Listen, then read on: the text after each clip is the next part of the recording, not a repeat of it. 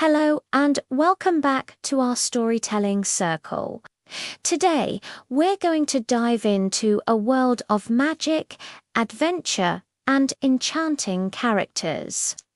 We have two wonderful classic fairy tales for you, perfect for bedtime or any time you need a little sprinkle of fantasy in your day. So get comfortable and let's begin our journey. Our first story is the timeless tale of Sleeping Beauty. Once upon a time, in a kingdom far, far away, a king and queen were blessed with a beautiful baby girl. They were so overjoyed that they threw a magnificent celebration and invited fairies from all across the land. One by one, the good fairies came forward, offering the little princess special gifts. They blessed her with intelligence, beauty, kindness, and grace. The hall was filled with joy and light. But just as the last fairy was about to give her gift, the doors burst open, and a wicked old fairy, who had not been invited, stormed in. Her eyes blazed with fury. "You forgot me," she shrieked. Pointing a bony finger at the cradle, she cast a terrible curse.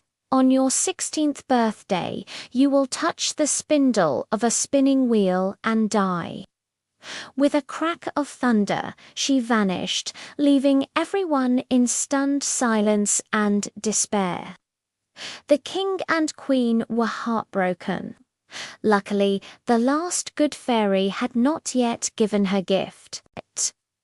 She stepped forward and said, "I cannot completely undo this evil curse, but I can change it."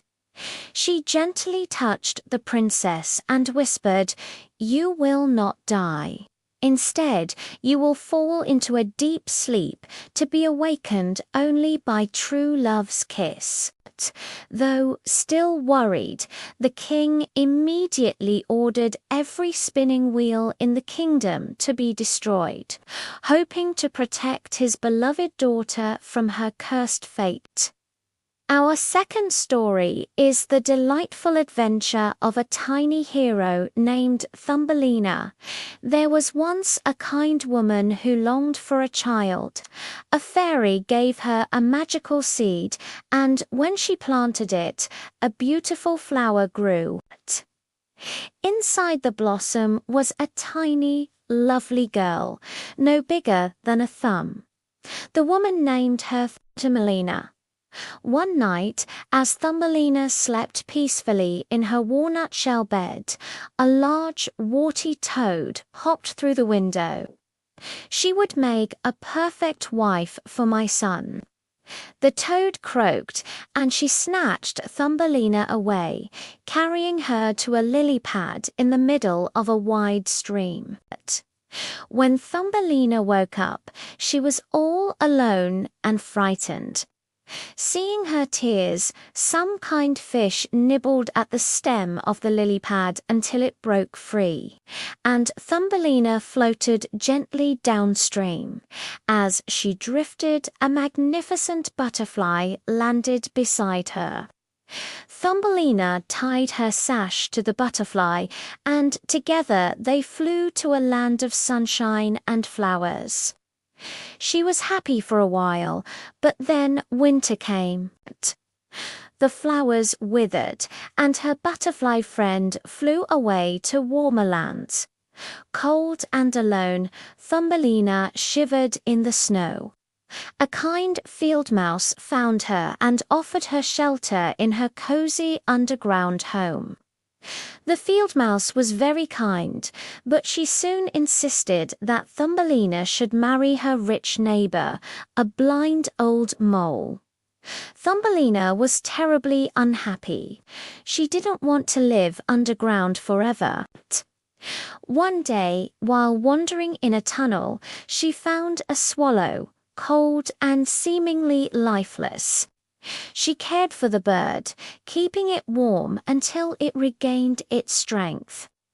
The grateful swallow offered to take her away from the mole and the dark tunnels. Thumbelina gladly accepted, climbing onto the bird's back.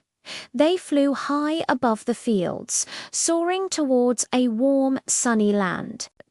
The swallow set her down in a field of beautiful flowers, and there, to her astonishment, she saw tiny people, just like her, flitting from flower to flower.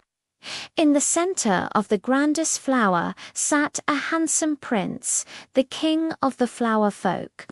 He was charmed by Thumbelina's beauty and kindness.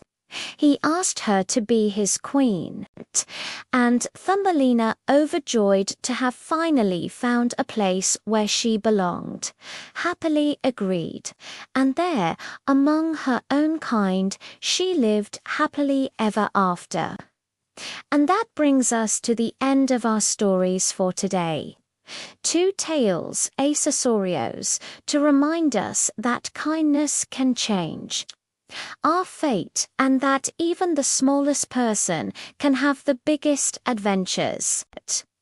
I hope you enjoyed them.